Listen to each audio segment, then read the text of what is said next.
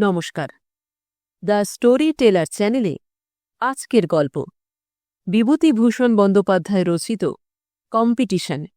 গল্প পাঠে আমি অনিন্দিতা। শিবশঙ্কর সকালে উঠেই 2 দফা ফোন করলেন। একবার অ্যাটর্নি রায় ও মিত্রের জীবনধন রায়কে ও আরেকবার প্রসন্নদাস বড়ালের অংশীদার ও কর্তা হরিদাস বড়ালকে, কারণ ওদের আপিস এখনো খোলেনি। নমস্কার, কি করব? আসুন একবার। কদ্দূর করলেন? আসবো এখন। এখানেই চা খাবেন? একটু পরে বাইরে মোটরের শব্দ শোনা গেল এবং জীবনধন রায় ঘরে ঢুকলেন।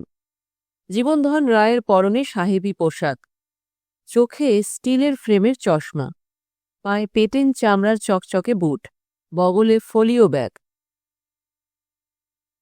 আসুন মিস্টার রায়, বসুন। নমস্কার। নমস্কার। ওরে চা নিয়ে আয়। তারপর? তৈরি? সরজমিনে তদারক করবেন না? রেজিস্ট্রি আপিস সার্চের রেজাল্ট কি? ভালো, দাগি মাল নয়। তবে দেড়ের কমে হবে না। আমাদের 3%। শিবশঙ্কর বাবু হরিশ মুখুজ্জে স্ট্রিটের 3তলা বড় বাড়ি কিনেছেন এদের দালালিতে। 1.5 লক্ষ টাকা দাম। অ্যাটর্নিরা 3% কমিশন নেবেন। আসল কথা হচ্ছে এই, রূপো ট্রে করে টোস্ট, ডিম সেদ্ধ, আলু সেদ্ধ ও লেটুস সেদ্ধ এলো, তার সঙ্গে চায়ের লিকার, দুধ চিনি আলাদা। শিবশঙ্কর বাবু বললেন, মিষ্টি দিনই, কারণ আমাদের এ বয়সে। না না, থাক থাক। তারপর আমার গাড়ি রেডি, চলুন একবার সরজমিনে জিনিসটা দেখুন। বেডরুম কতগুলো? 19টা রুম, সব শুদ্ধ ওপরে নিচে, 6টা বাথরুম, এ বাদে বাইরে 3টে আলাদা টয়লেট। খুব বড় বাড়ি। কুন্ডু কোম্পানিকে রাজি করাতে বেগ পেতে হয়েছে খুব। বুড়ো একেবারে বেঁকে বসেছিল শেষকালে। এখন যেতে পারবো না, মাফ করুন। এখন বেলা 10টা পর্যন্ত মরবারও ফুসরত নেই। এক্ষুনি আবার লোক আসবে। আচ্ছা, উঠি তাহলে। ওবেলা আপিসে ফোন করবেন, ওখান থেকেই যাওয়া যাবে। একটু পরে হরিদাস বড়ালকে আবার ফোন করা হলো। নমস্কার, কি খবর? হ্যাঁ, একবার করেছিলাম। হ্যাঁ, এই 8 ঘন্টা আগে। হ্যাঁ, সোনাটার কি হলো? বারের দাম কত বললেন? 3 আনা? আমার চাই কিছু। হ্যাঁ হ্যাঁ হ্যাঁ, আচ্ছা। আজ? হ্যাঁ, আচ্ছা। আপিসে? আচ্ছা। সাধারণ লোকে এ কথাবার্তা থেকে বিশেষ কিছু বুঝবে না, কিন্তু প্রায় 50,000 টাকার ওপর সুবর্ণের বাট কিনবার পাকাপাকি ব্যবস্থা হয়ে গেল। ক্রয় বিক্রয়ের পালা শেষ হতেই শিবশঙ্করের আপিস ম্যানেজার ও তদারককার মিস্টার ঘোষাল ঢুকে শিবশঙ্করকে খানিকটা মাথা নিচু হয়ে নমস্কার জানিয়ে একটা চেয়ারে বসলেন। দুজনের মধ্যে যে কথাবার্তা শুরু হল, তা স্কোয়ার ফুট রেট, পার্সেন্ট, ইস্পাতের জালতি, cement, express telegram, garrison engineer প্রভৃতি শব্দে পরিপূর্ণ ও কণ্টকিত। আজই মিস্টার ঘোষালকে আপিসের কাজে তেজপুর যেতে হচ্ছে। ফোনে এক্ষুনি আসাম মেলে বার্থ রিজার্ভ সম্বন্ধে শিয়ালদা স্টেশনের কর্মচারীর সঙ্গে আলাপ হল। অন্য অন্য কথার পরে বেলা 9টার সময় মিস্টার ঘোষাল বললেন, তাহলে আমি উঠি? কত টাকার দরকার? 17,000 তো ওদের পেমেন্ট করতে হবে, আর পুজোর ব্যবস্থা। তাও 3,000 নেবে সুপারিনটেন্ডেন্ট। 1,000 খানেক দিতে হবে উপদেবতাদের। মিসেস বর্মনকে একটা প্রেজেন্ট দিতে হবে ভালো দেখে। কি দেওয়া যায় স্যার, আপনিই বলুন। একটা জড়োয়ার কিছু দিয়ে দাও, 1,000 খানেকের মধ্যে। 20,000-এর একটা চেক নিয়ে যাও। আগে স্যার, ব্যাংকে টাকা ভাঙানোর আমার সুবিধে হবে না। একটাই আসাম মেল। তার আগে আমার অনেক কাজ। একবার আপিসে যেতে হবে। ড্রয়ারের মধ্যে কাগজপত্র রয়েছে, নিয়ে যেতে হবে। গহনাই বা কিনব কখন? আচ্ছা, গহনার জন্যে আমি সুরেশকে পাঠিয়ে দিচ্ছি বদ্রীদাসের বাড়ি। যদি কিছু ভালো থাকে দেখে আসুক। সেজন্য তোমায় ভাবতে হবে না। তুমি এখান থেকে বাড়ি যাও, নিয়ে খেয়ে গাড়ি নিয়ে ব্যাংকে গিয়ে আগে চেক ভাঙাও। ওখান থেকে স্টেশনে চলে যাও। গহনা যদি পাই, সুরেশকে দিয়ে ট্রেনে পাঠাবো। মিসেস বর্মনকে খুশি রাখা চাই মোটের ওপর। দেবতাকে তুষ্ট করতে হলে দেবীর পূজা না দিলে হয় না। কম্পিটিশনের বাজার, বুঝে কাজ করবেন। ডাক এলো, এক গাদা চিঠি। হাতে নিয়ে তাড়াতাড়ি একবার দেখে নিতে নিতে শিবশঙ্কর ডেকে বললেন, ও রিতুয়া, নিয়ে যা বড় বৌমার চিঠি। নিয়ে যা সুলেখার ছোট বৌমার, ওপরে দিকে যা। আর শোন, বলে আয় আমি চান করব এক্ষুনি। খাবার ঘরে বড় পুত্রবধূ নন্দা ভাত নিয়ে এলো টেবিলে। ছোট বাটিতে কাঁচা মুগের ডাল, বে মশলার মৌরলা মাছের ঝোল, আর কাগজে লেবু কাটা পৃথক ডিশে। সামান্য একটু ঘরে পাতা দই শ্বেত পাথরের বাটিতে। শিবশঙ্কর খেয়ে হজম করতে পারেন না, লিভারের রোগী। পুত্রবধূ বলল, ও বেলা কখন ফিরবেন বাবা? তা কি বলতে পারি কখন ফিরব? নানা কাজ। তারপর আজ অ্যাটর্নির সঙ্গে গুরুতর কাজ রয়েছে। কেন? পুত্রবধূ হেসে বলল, আমরা ভাবছি বেহালা যাব পিকনিক করতে। গাড়িখানার দরকার ছিল। ও, তা কটার সময় যাবে? গাড়ি না হয় শোভা সিং আপিস থেকে নিয়ে আসবে, তোমাদের পৌঁছে দিয়ে চলে আসবে। আসবার সময় তোমরা ট্যাক্সিতে এসো, পৌঁছে গাড়ি ছেড়ে দিও।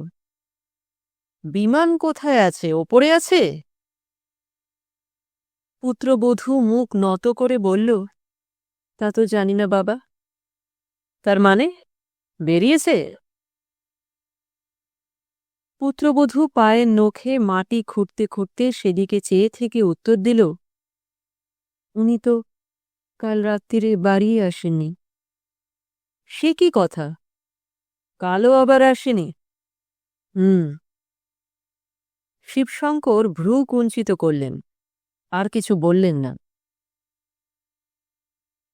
বেলা 1টা। শিবশঙ্করের আপিস বেন্টিক স্ট্রিটে। বেশি বড় আপিস নয়। জন 8-9 কেরানি বিবিধ খাতা নিয়ে ব্যস্ত। একজন ছোকরা টাইপরাইটার ঠক ঠক টাইপ করছে। শিবশঙ্করকে আপিসে ঢুকতে দেখে সবাই একটু সন্ত্রস্ত হয়ে উঠল। সন্ত্রস্ত হবারই কথা। দেখতে আপিস ছোট হোক, কিছুদিন আগে এই আপিসে বসেই শিবশঙ্কর সরকার চালের কারবারে কম করেও 7 লক্ষ টাকা মুনাফা পেয়েছেন। 1350 সালে দুর্ভিক্ষের বছর 13 শিকে দরে ধানের মন কিনে 16.5 টাকা মন দরে ধান বিক্রি করেন। চালের কন্ট্রাক্ট নিয়ে 1000 টন চাল খরিদ করেন ত্রিপুরা জেলা থেকে। তারপর সে দেশে চালের দর উঠে গেল 40 টাকা মন। ভালো কাজ করেননি তা নয়, দেশের বাড়িতে প্রায় 2000 লোককে ফ্যান ভাতের খিচুড়ি খাইয়েছেন। কাপড় বিতরণ করেছেন কত লোককে। সম্প্রতি 2টি মিলিটারি কন্ট্রাক্টের কাজে শিবশঙ্কর অনেক টাকা রোজগার করেছেন। 2 হাতে ঘুষ বিলিয়েও 6 লক্ষ টাকা ঘরে এনেছেন। এবাদে খুচরো কারবার তার অনেক রকম আছে। এই ছোট আপিসটাতে বসে সারা বাজারের গুপ্ত খবর রাখছেন। টেলিফোনের বিরাম বিশ্রাম নেই 1 মিনিট। বাজারে তার বহু চর সর্বদা ঘোরাঘুরি করছে। শেয়ার মার্কেট থেকে সর্ষে পর্যন্ত কোনো বাজারের গুপ্ত খবর ওদের জানতে বাকি নেই। মোটের ওপর শিবশঙ্করের দিন যাচ্ছে ভালো। ধুলো মুঠো ধরলে সোনা মুঠো হচ্ছে। আর কি অসম্ভব খাটিয়ে লোক শিবশঙ্কর। চরকির মতো ঘুরছেন এখানে ওখানে, এ আপিস ও আপিস। কত লোকের সঙ্গে টেলিফোনে আলাপ করছেন, কত লোক তার বাড়ি গিয়ে তার সঙ্গে দেখা করছে। যে লোক এমনি নরম হয় না, তার স্ত্রীকে সন্তুষ্ট করে অগ্রসর হতে হচ্ছে। সুদ যেখানে গলে না, সেখানে হাতই গলিয়ে দিচ্ছেন শিবশঙ্কর। পয়সা কি অমনি হয়? শিবশঙ্করের অভিজ্ঞতা এই যে অর্থ উপার্জনের ক্ষেত্রে দয়া, মায়া, চক্ষুলজ্জা ইত্যাদি দুর্বলতা।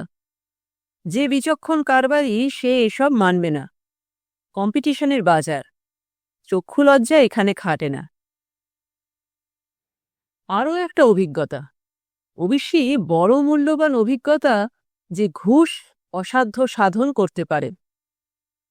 শিবশঙ্কর বাবু বলেই থাকেন, ও হে, এমন একটা লোক দেখলাম না যে পুজো পেলে খেতে চায় না। তবে বেশি আর কম, কেউ চায় ষোড়শোপচারে পুজো, কারো বা চালকলা, কারো চিনির নৈবেদ্যি। ঢের ঢের দেখলাম হে। যেখানে ভেবেছি এর কাছে কেমন করে যাব, এত বড় পদস্থ লোক, পুজো দাও, ব্যাস সব ঠিক, সবাই সমান। তবে ওই যে বললাম, বেশি আর কম। চুরি করার সুবিধে জোটেনি যার, সেই সাধু।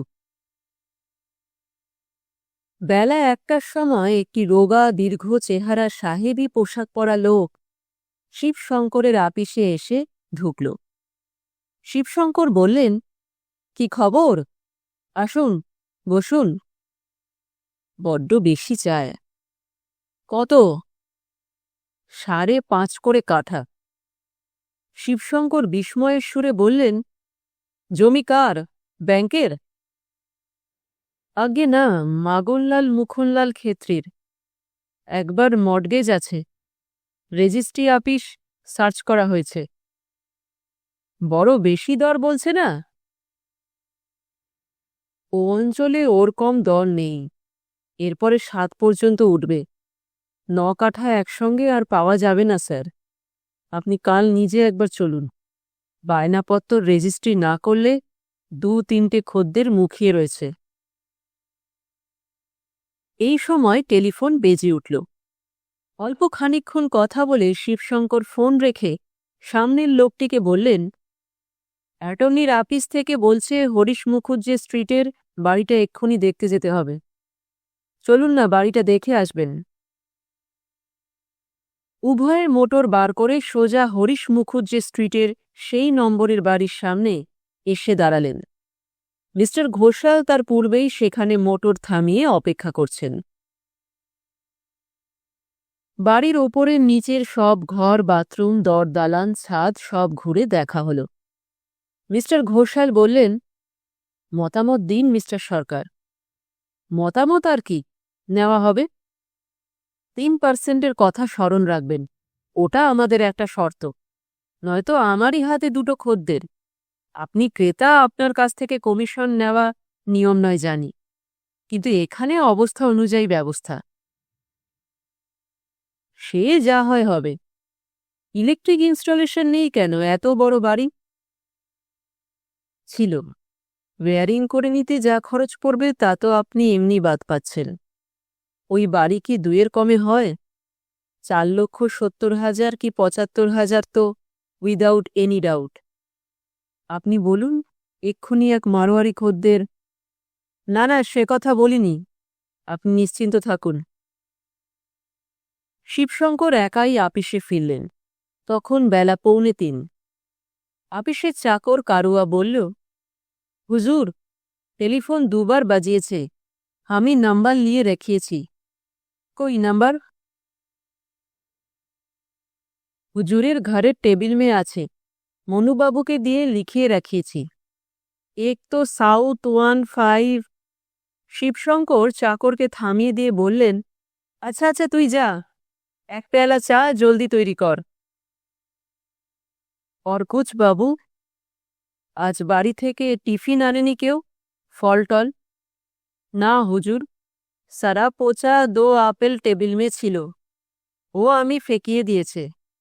ও কালাওয়ালা, বেশ করেছিস, যা চা নিয়ে আয়। কারুও অনেক দিনের চাকর, আগে শিবশঙ্করের বাড়িতে ছিল, এখন কাজকর্মের সুবিধের জন্য ওকে আপিসে নিজের খাস কামরার চাকর রেখেছেন। শিবশঙ্কর কি খান না খান, কি তার অভ্যেস, কারুয়া এসব জানে। কারুয়ার আনিত চায়ের পেয়ালাতে চুমুক দিয়ে শিবশঙ্করবাবু ভাবছিলেন আরও কিছু জমির সন্ধান নিতে হবে। জমি বড় দরকার, এইসব অঞ্চলে বড় বড় প্লটের সন্ধান আছে। শিবশঙ্কর কাগজে কলমে ছোট্ট একটু হিসেব করে নিলেন। $1,02,000 জমি কিনে রাখতে হবে। টালিগঞ্জের দিকে কিছু জমি এখনও আছে, ব্যাংকের জমি কিছু আছে লেক আর ঢাকুরে যাদবপুর অঞ্চলে। টাকা হলে মাটি করো, মস্ত বড় কথা। অত বড় ইনভেস্টমেন্ট নেই টাকার। দালালেরা নানা রকম সন্ধান নিয়ে আসে। তার টেবিলের ড্রয়ারে আছে জমি জমা সংক্রান্ত নানা রকম খবর, দালালদের দেওয়া। শিবশঙ্করবাবু ড্রয়ার খুলে অর্ধ অন্যমনস্কভাবে সেগুলোর ওপর চোখ বুলিয়ে যেতে লাগলেন। মেদিনীপুর জেলায় শালের জঙ্গল 120 বিঘে এক প্লটে, ধানের জমি ওই সাথে এক প্লটে 70 বিঘে, মাঝখানে বড় পুকুর। বর্ধমান জেলায় ধানের জমি 90 বিঘে, কুমারডি কয়লা খনির 1/3 মালিকানা সত্ত্ব, বড় বাংলো ঘর, ইদারা ছোট বাগান একত্রে। রানাঘাট টাউনের রেলের নিকট স্টেশন রোডের ওপর 2খানা বাড়ি, রেলের ওপারে 22 বিঘের বেগুন বাগান, ইটের ভাটা। যশোর জেলায় মৌজা ধরমপুর ও মৌজা চণ্ডীরামপুর, 2টি বড় মৌজা নিলামে উঠেছে। সামনের মাসের 12 তারিখে যশোর সদরে নিলাম হবে। লোক পাঠিয়ে শিবশঙ্কর জেনেছেন মৌজার আদায় ভালো। 71টি জমার মধ্যে 19টি খাস হয়ে গিয়েছে এবং আশা আছে আরও 8টি জমা এই বছরের মধ্যেই খাস হবে। বাকি খাজনা পড়ে আছে প্রজাদের কাছে কয়েক হাজার টাকা। হাজারিবাগ জেলায় সিংজানি ভজুরি অভ্রের খনি ও শালবন, বাংলো ইদারা এবং কিছু ধানের জমি। উল্টোডিঙির খালধার থেকে সামান্য দূরে মহেশচন্দ্র সিমলাইয়ের বাগানবাড়ি ও পুকুর বাগানে জমির পরিমাণ 10 বিঘে, কলমে আম, লিচু, ফলসা, ম্যাঙ্গোস্টিন প্রভৃতি ফলের গাছ, দোতলা বাড়ি। অভ্রের খনির ওপর ঝোঁক বেশি তার, 2% অনেক বেশি আসবে টাকার ওপর। স্বাস্থ্যকর স্থান, মাঝে মাঝে গিয়ে থাকাও যাবে। কলকাতায় তো যা খান হজম হয় না, লিভারের রোগে কষ্ট পাচ্ছেন। আর বাকি সব পাড়াগে জমি জমা ধান ক্ষেত। না, ওদের কি মূল্য আছে? জমি কিনতে গেলে কলকাতায়। কলকাতার সম্পত্তির মতো সম্পত্তি নেই, বাড়ি বা জমি। মহেশ সিমলাইয়ের বাগানবাড়ি ভালো, ফলবান গাছ অনেকগুলো, নার্সারি করবার জন্যে কেউ ভাড়া নিতে পারে। অনেকখানি জমি, মূল্যবান সম্পত্তি হয়ে উঠতে পারে 2-4 বছর পরে। দালালে বলছে 68,000, তিনি বলছেন 50,000। যদি ওটা হয় তবে খুবই ভালো। শিবশঙ্কর ফেঁপে উঠলেন তো সেদিন। কবছরের কথা আর। কি ছিল শিবশঙ্করের? বারাসাতের কাছে ভবনহাটি বিষ্ণুপুর, ক্ষুদ্র গ্রাম, সেইখানেই পৈতৃক বাড়ি। অবশ্যই নিতান্ত গরিব ছিলেন না, সেকেলে বড় গৃহস্থ। তবে ইদানিং নামেই ছিল তালপুকুর, ঘটি ডুবত না। নিজের বুদ্ধিতে শিবশঙ্কর সব করেছেন, বীরের মতো করেছেন, বীরের মতোই ভোগ করে যাচ্ছেন তিনি। এখনো হয়নি লেক অঞ্চলে বড় একখানা বাড়ি করবার শখ তার, কিন্তু পছন্দসই জমি পাচ্ছেন না।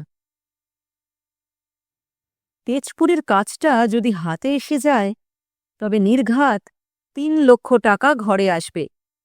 হিসেব করে দেখা আছে তার। এই বছরের শেষেই টাকাটা হাতে আসতে পারে, যদি বিলের টাকা গভর্নমেন্ট এ বছরে শোধ করে। পুজো দিলে শেষের ব্যবস্থা চটপট হয়ে যাবে। শিবশঙ্করকে কাজ শেখাতে হবে না, ঘুঘু হয়ে বসে আছেন তিনি। অনেস্টি বলে এ বাজারে জিনিস নেই। অনেস্টি একটা মুখের কথা মাত্র। কম্পিটিশনের বাজার, অনেস্টিতে হয় না। টাকা টাকা চাই টাকা। দুনিয়াতে টাকা ছাড়া আর কিছু নেই। টাকা যে পথে আসে আসুক, টাকা রোজগারের এই তো সময়। যুদ্ধের বাজারে যে যা করে নিতে পারো। কলকাতার হাওয়ায় টাকা উঠছে। যার বুদ্ধি আছে ধরে নাও। কিছুই এখনো রোজগার করা হয়নি, অনেক কিছুই বাকি। কেবল একটা ব্যাপার শিবশঙ্করকে বড় চিন্তিত করে তুলেছে। বড় ছেলে বিমান প্রায়ই রাত্রে বাড়ি আসে না। নিজের আলাদা একখানা মোটর কিনেছে। নানা রকম কথা কানে গিয়েছে শিবশঙ্করের। ঠিক বুঝতে পারছেন না এখনো তিনি। বিমান এমন ছিল না। বড় বৌমা প্রায়ই কাঁদেন। সুলেখার মুখে শুনতে পান তিনি। গিন্নি কিছু বলেন না। এজন্য গিন্নির ওপর শিবশঙ্কর সন্তুষ্ট নন।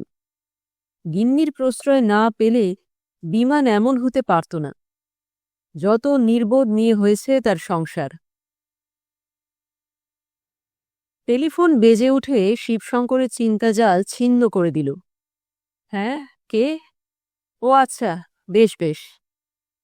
তুমি চলে এসো এখানে, দেরি করো না।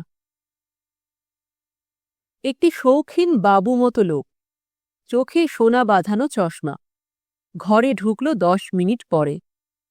এই লোকটি ঘরে ঢোকবার পরে শিবশঙ্কর সতর্ক দৃষ্টিতে ঘরের দরজার দিকে 2-3 বার চাইলেন। লোকটি চাপা মৃদু স্বরে মিনিট 10 কথা বলে তারপর হঠাৎ স্বাভাবিক সুরে ফিরে এসে বলল, বেশ, যাই তাহলে। বসো বসো। বুঝতে পারলে না? সামনে রাখতে বলিগে যাই। সিনেমায় আজকাল নাম করে উঠেছে ঠেলে। দেখতে পরমার উপসী। মৌমাছির ঝাঁক কম নয়। বুঝতে পারলে না? ঠিক 8টাতে। বেলা 6টার পরে শিবশঙ্কর ড্রাইভারকে ডেকে বলে দিলেন, শোভা সিং, चला जाओ बेहला में। बौमाদের ले आओ, हम टैक्सी में जाएंगे। ठीक करके ले आओ। मिलिट्री गाड़ी में धक्का मत लगे। बहुत अच्छा हुजूर, বলে শোভা সিং গাড়ি নিয়ে চলে গেল। সন্ধ্যা পর্যন্ত আপিসে নানা কাজ সেরে 7:30টার সময় শিবশঙ্কর ট্যাক্সি নিয়ে বার হলেন। ভবানীপুরের একটি ছোট গলির মধ্যে গাড়ি ঢুকল। আগে শৌখিন লোকটি বারান্দা থেকে নেমে এসে বলল, এসো ভায়া এসো। চা খাবে না? আর এখন চা নয়, চলো। এখনো দেরি আছে, আসছি। দুজনে আবার গাড়ি নিয়ে চললেন। বেলতলা রোডের পার্কের কাছাকাছি একটা বাড়ির সামনে এসে গাড়ি দাঁড়াল। দুজনে সিঁড়ি বেয়ে ওপরে উঠতে লাগলেন। লোকটি বলল, আমি ফোন করেছিল, 8টার সময় সব সরিয়ে দিও। খুব সুন্দরী, আর বয়স 19-এর বেশি নয়। নিজের চোখে দেখো ভায়া। এ শর্মার নাম গোপাল চক্রবর্তী। মাসে 400তেই রাজি করিয়ে দেব। শুধু তুমি দেখে নিও। সিনেমাতে আজকাল নাম কি, যত সব চ্যাংড়া ছোকরার ভিড় সেই জন্য। ওপরে দিব্যি পরিষ্কার পরিচ্ছন্ন সুন্দর বারান্দা, ফুলের টব সাজানো। অর্কিডের টব ঝুলছে বারান্দার ছাদের প্রান্ত থেকে। সঙ্গী লোকটি কড়া নাড়তেই ওদিকের দরজা দিয়ে যে তরুণটি সিগারেট মুখে বেরিয়ে এসে পাশের সিঁড়ি দিয়ে তত্তর করে নেমে গেল, শিবশঙ্কর যেন ভূত দেখলেন তাকে দেখে। শিবশঙ্করের সঙ্গী বলল, ওই দেখো, যত সব ছেলে ছোকরার মরণ। সিনেমার ইয়ে কিনা? আসল কম্পিটিশন হচ্ছে এদের কাছে টাকায়। সে কম্পিটিশনে দাঁড়ানো চ্যাংড়াদের কর্ম নন। ও কি দাঁড়ালে যে, কি হলো? শিবশঙ্কর ততক্ষণ দম নিলেন। যে ওদিকে সিঁড়ি দিয়ে নেমে গেল সে বিমান, তার ছেলে বিমান।